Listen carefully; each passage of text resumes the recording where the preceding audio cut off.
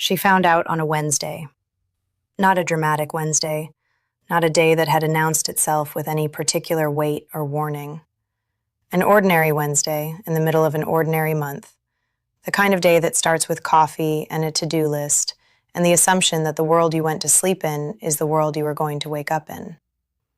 She had no reason to think otherwise. She had no reason to suspect anything.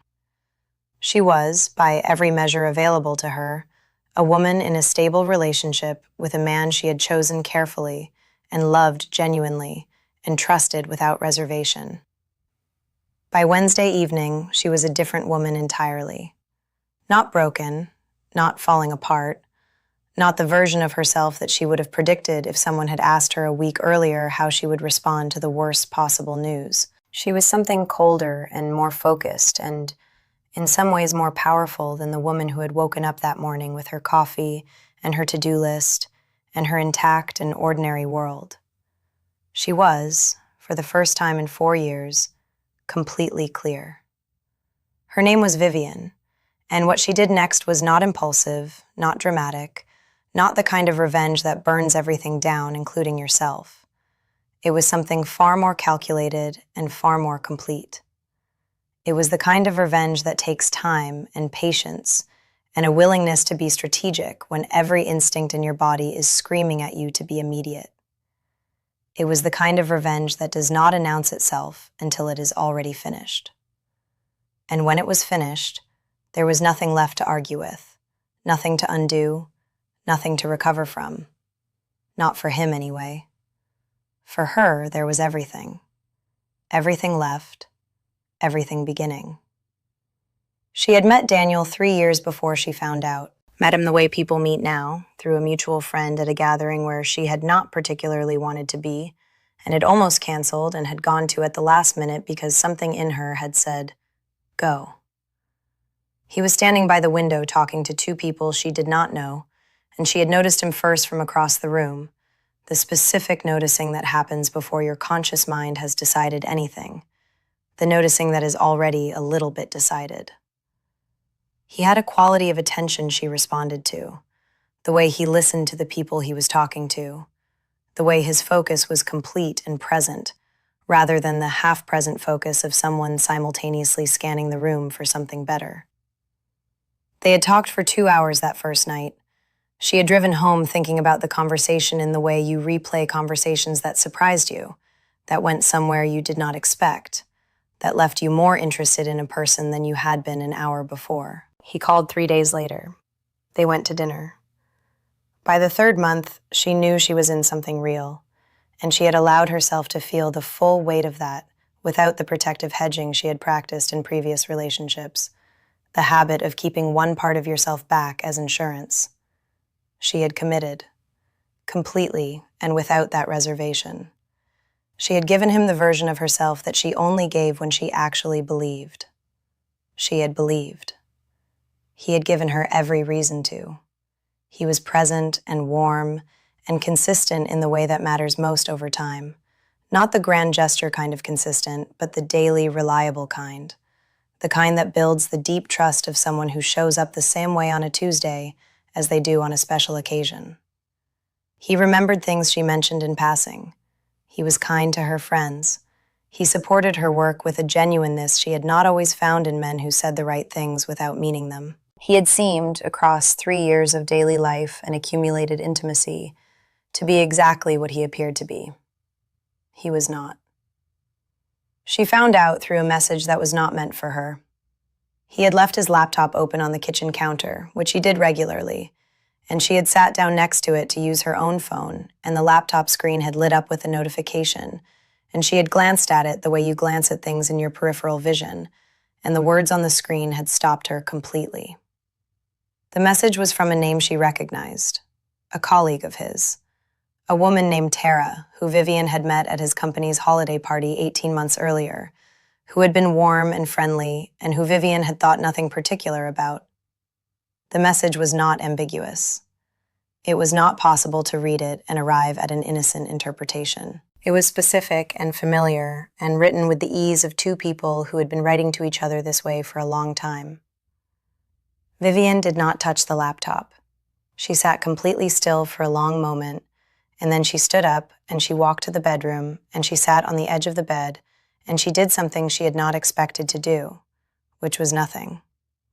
She sat there for 20 minutes doing nothing, not crying, not shaking, not reaching for her phone to call anyone, just sitting, processing, letting the information settle into her understanding of her own life with the slow and terrible completeness of something that cannot be unsettled once it has landed.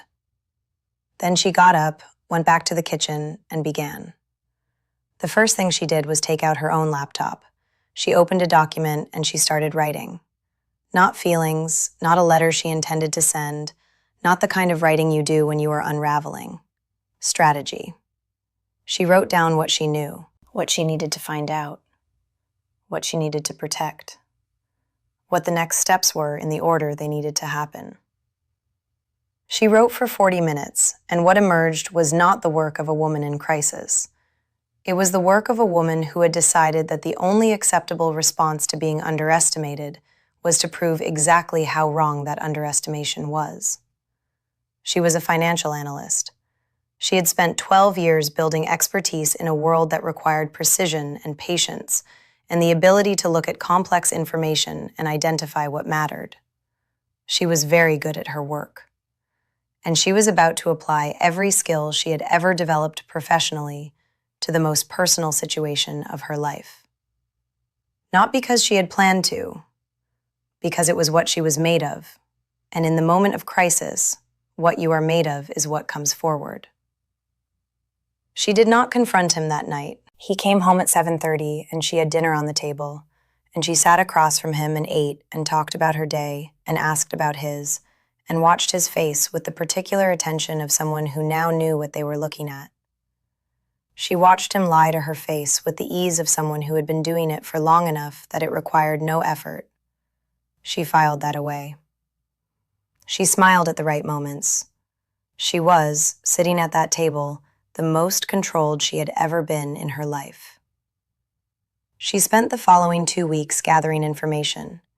She moved carefully and without leading traces, with the methodical patience of a professional who understood that information gathered in a rush is information full of gaps.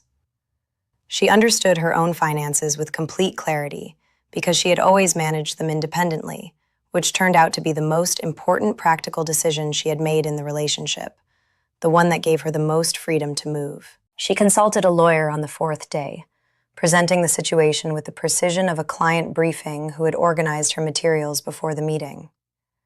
The lawyer, a woman who had seen many versions of this situation, told her afterward that she was the most prepared person who had ever walked through her door under these circumstances.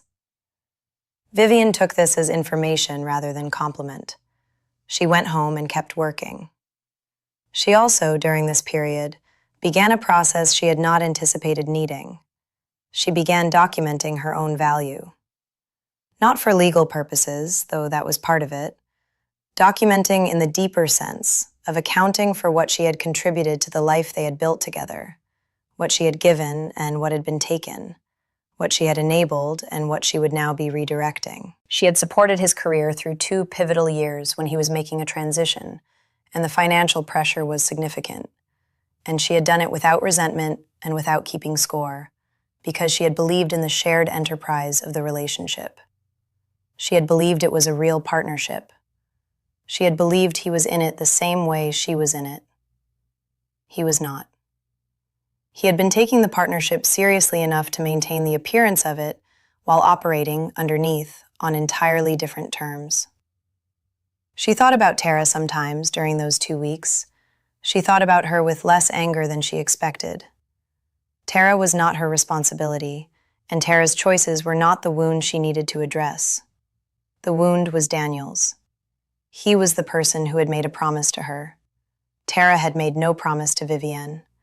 She was a complication in the story, but not the story. Vivienne kept her focus where it belonged. She also slept. This surprised her more than anything else about her own behavior during those 2 weeks. She had expected the discovery to destroy her sleep the way betrayal is supposed to, expected the lying awake and the racing mind and the physical manifestations of stress. Instead, she slept deeply and without interruption, the sleep of someone whose body had decided that rest was required for what was coming. Her mind, usually busy, quieted at night with a completeness she had not felt in years. She interpreted this as her system telling her something. She was in the right mode. She was doing the right thing. Her own biology was cooperating. On day 15, she was ready. She had chosen a Sunday. He was home, they had no plans, the day was ordinary. She made breakfast the way she always made breakfast on Sundays, the specific ritual of it that they had developed over 3 years. The coffee made a particular way, and the eggs done exactly as he liked them, and the kitchen filled with the smell of the morning that had become part of the texture of their life together. She put his plate in front of him. She sat across from him. She poured her own coffee. She waited until he had taken 2 bites. Then she put a folder on the table between them. She did not say anything dramatic. She did not raise her voice.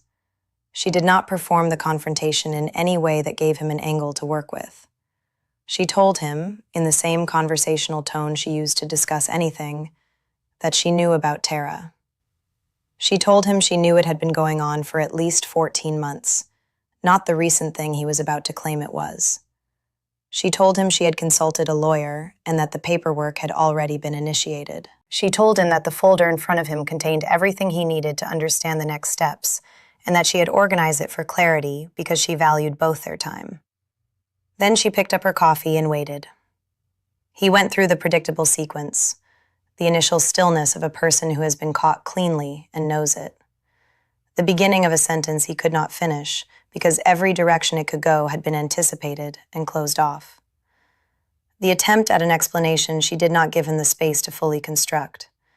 She had thought carefully about this conversation in advance, and she had decided 2 things. First, she did not want his explanation.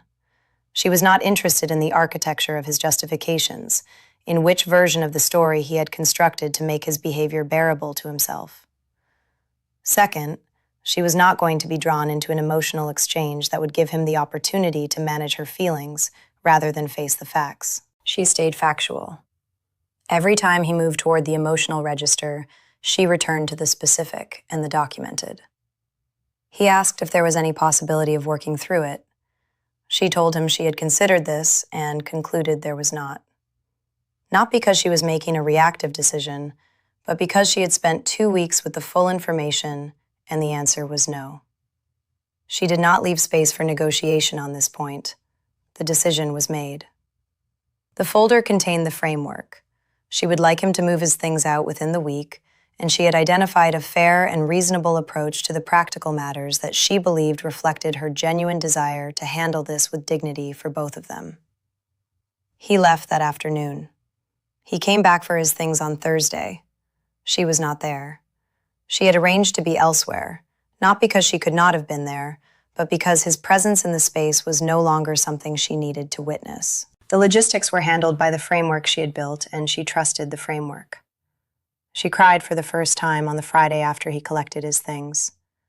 Alone in the apartment, sitting on the floor of the room that had been their bedroom, not because she could not make it to the bed, but because the floor felt right for that particular grief.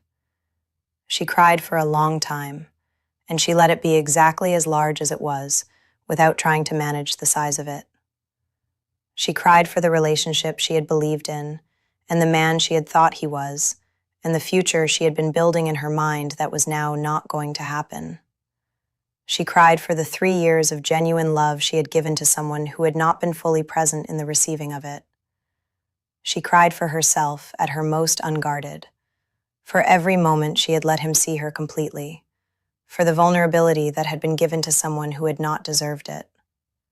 She cried for 2 hours, and then she stopped. And she got up off the floor, and she washed her face, and she ate something, and she made a list. Not a list of what she had lost, a list of what she was going to build. The list was specific. She had been managing her finances independently throughout the relationship, but she had also, she now recognized, been slightly throttling her own professional ambitions to accommodate the rhythms of shared life, the dinners at a certain time, the weekends structured around his preferences, the travel that fit his schedule, the energy that went into the maintenance of the relationship that was now available for other things. She had not resented this at the time. She had considered it the normal negotiation of building a life with another person. But looking at it now, from the outside, she could see the shape of what she had given, and she could also see the shape of what was now possible. She moved faster in the months following the separation than she had moved in years, not recklessly, precisely, and with the full force of an intelligence that had been partially redirected and was now entirely available. She took on a project she had been considering for over a year and had been hesitating on for reasons she could no longer clearly remember. She built it with complete focus and delivered it ahead of schedule, and it was, by any measure, the best work she had done in her professional life. Not because the breakup had magically improved her abilities, because the breakup had removed the friction that had been sitting between her full capacity and its expression. She rebuilt her social life on different terms, honestly and without apology for the fact that she was doing so. She had lost some mutual connections in the aftermath of the separation, the predictable territory disputes of a social world organized around a couple that was no longer a couple. She had expected this and had made her peace with it before it happened. What she gained in the months that followed were new connections built entirely on who she was now, rather than who she had been inside the relationship. And those connections had a quality of fit that felt different from what she had built before. She also, over the course of that year, did something she had always wanted to do and had perpetually deferred. She started writing. Not professionally, not with any particular public ambition, but for herself, in the private space she had reclaimed, a practice of putting language around the experience of her own life with the same precision she brought to her professional analysis. She wrote about the relationship. She wrote about the betrayal. She wrote about the 2 weeks of preparation and the Sunday morning and the folder on the table. She wrote about the grief on the bedroom floor. She wrote about the list and what had grown from it. She wrote to understand what had happened to her and what she had done with it and what it had made her. The writing changed her in ways she had not anticipated. It made her more articulate about herself. It gave her a clarity about her own interior life that translated into every other area, into her work and her relationships and the quality of her daily experience. She began sharing some of it, cautiously, with people she trusted, and the response told her that she had touched something that was not private at all, that the specific story of her specific betrayal and her specific response was connecting with something universal in people who read it. Something about the question of who you are and what you do and what you build when you have been comprehensively lied to by someone you loved. At the end of that first year, she was asked to speak on a panel about financial independence for women. She accepted because the topic was her professional expertise and she had things to say. She sat on that panel and she spoke with the authority of someone whose personal and professional lives had converged on the same truth, which was that the most important financial decision a woman makes is the decision to understand her own finances completely and maintain that understanding regardless of what her personal life looks like. She spoke about why she had always kept her finances independent, even in a committed relationship. She spoke about what that independence had given her when she needed it most. She did not tell the personal story in detail. She did not need to. The professional point carried the weight of the personal truth underneath it. She received more responses from that panel appearance than from anything she had done professionally in years. Women who had been in versions of her situation. Women who had not been in her situation, but recognized the principle. Women who are currently in relationships where they had ceded their financial understanding to a partner, and who are sitting in the audience, deciding, quietly and without announcement, that they were going to change that. She followed up with resources. She had built, over the course of her year of rebuilding, a clear and organized framework for the specific kind of financial independence she was describing. And she made it accessible because she believed, with a conviction born from personal experience, that the most concrete and powerful thing she could offer women in the aftermath of what had happened to her was not her story of pain, but her system of protection. Daniel moved on in the predictable way.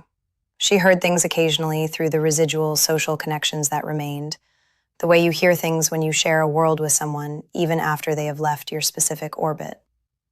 He and Tara had continued. He had moved into a new phase of his life, in the way that people do when they have arranged their exit before it was visible to the other person, when the next chapter had been prepared in advance. She registered this information with the neutrality of someone reading a news item about a stranger. He had made himself a stranger to her. She had let the process complete. She was 1 year out, 2 years out, 3 years out, living a life that surprised her every time she looked at it directly. Surprised her, not because it was spectacular in any external sense, though it was growing and shaping into something she was proud of, but because of the quality of it, the texture, the way it felt from the inside. She had always been someone who was present in her own life, attentive and engaged, but she was more present now than she had ever been, with a quality of being exactly where she was that she had not had in the years she had been partly occupied with the management of a relationship that had been, she now understood, not quite real. The relationship had taken a portion of her presence, a portion of her energy, a portion of the self she brought to her daily experience, and she had given that portion freely because she had believed she was giving it to something real. She had been giving it to an idea, a performance, a sustained and deliberate construction designed to maintain her investment in something that was not what it appeared to be. When the construction fell, that portion of herself came back, all of it. Every bit of the presence and energy and capacity that had been going into the belief in Daniel returned to her, and what she did with it was what she had always done with the things most available to her. She built. She also, at some point in the 3rd year, stopped measuring her life against the loss. This happened without ceremony, without a conscious decision she could point to. She simply noticed one morning that she had not thought about what had happened in several days, that the loss had moved from the center of her experience to the periphery, and then to something even further back, something that was part of her history without being part of her present. She noted this the way she noted all significant information, filed it, understood its meaning, moved forward. She had been brutal in her revenge, as the story promised. But the brutality was not cruelty, it was precision. It was the willingness to move with complete decisiveness when decisiveness was required, without softening the edges of her own interests to accommodate his comfort, without the impulse toward mercy that a less clear-eyed person might have felt in the moment of confrontation. It was brutal in the sense that it was clean, that it cut straight through to the truth without the prolonged, messy bleeding of a confrontation handled with less preparation. She had protected herself thoroughly and moved quickly, and left him no room to manage the situation in a way that cost her more than it needed to. But the deepest brutality, the revenge that was actually brutal in the sense of being total and irreversible and completely beyond his ability to respond to, was not the folder on the Sunday morning table. It was what came after. It was the life she built in the space he had vacated. It was the work she did with the energy she reclaimed. It was the writing and the speaking and the framework she built and shared, and the women she reached with the things she had learned. It was the quality of her daily experience, the fullness and the presence, and the way she moved through the world knowing what she was made of, because she had needed to find out, and had found out, and had liked what she discovered. He had cheated on her. He had taken 3 years of her trust and her love and her genuine commitment and used them as cover for a different life he was living at the same time. He had bet, in some implicit and perhaps not fully conscious way, that she would not handle it, that she would fall apart, that the discovery would diminish her. He had never understood what he was dealing with. He had seen the warmth and the trust and the love she had given him, and he had not understood that underneath them was something he had never had access to. Something she had been building her entire life, something that could not be taken by any amount of betrayal, because it was not located in anything external. He had not understood that the woman who sat across from him every night at dinner was someone he had fundamentally underestimated. He had taken her investment in their life together as evidence of need. It was not need, it was generosity. And when the generosity was removed, what remained was formidable. She did not need the last word. She had something better than the last word. She had the rest of her life, building on her own terms, with her full capacity finally and completely available, with the clarity that only comes to people who have been tested at depth and have not broken. The revenge was brutal, not because of what she did to him, because of what she refused to do to herself. She refused to collapse. She refused to lose months or years to the grief that could have swallowed her if she had let it. She refused to let the definition of her life be written by what he had done rather than by what she did next. She refused to be smaller in the aftermath of his choices. She grew instead, deliberately and with full intention, and with the particular ruthlessness of a person who has decided that the best possible response to being underestimated is to become exactly what they failed to see. He cheated on her. He thought he knew what that would mean for her. He was wrong. More wrong than he will ever fully understand. Because he left before he could see what the choice she made on a Wednesday evening in an ordinary month would eventually become. He left before the work and the panel and the writing and the women she reached and the life she built so completely and so specifically hers that his absence is not a wound in it, but a condition of it. He left before the ending. He missed the whole story. The best revenge is not the folder on the table, as satisfying as that moment was. It is not the clean exit or the lawyer already briefed or the 2 weeks of preparation that left him nothing to manage. The best revenge is the morning 3 years later when you realize you are grateful. Not to him, never to him, but for the clarity, for the reclaimed energy, for the woman who walked out of the wreckage of what he thought was your whole life and discovered it was only one chapter of a much longer and much better story. For the self that was always there, underneath the love you gave him, waiting for the space to be fully expressed. The best revenge is that woman, precise and clear and completely undefeatable. Building without apology, living without performance, arriving every single day more completely into the life she was always supposed to have. He cheated on her. She made it the best thing that ever happened to her. That is brutal, and it is beautiful, and it is entirely, permanently, magnificently hers.